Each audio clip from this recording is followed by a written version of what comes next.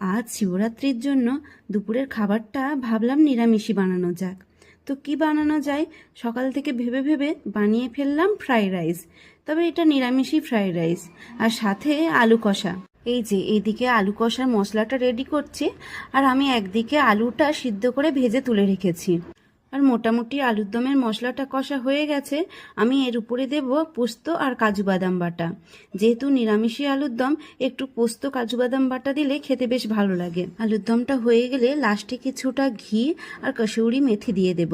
আর এদিকে ফ্রাইড রাইসটাও হয়ে এসেছে। এবারে শুধু এতে ফ্রাইড রাইস মশলা আর একটু ঘি দিয়ে দেব।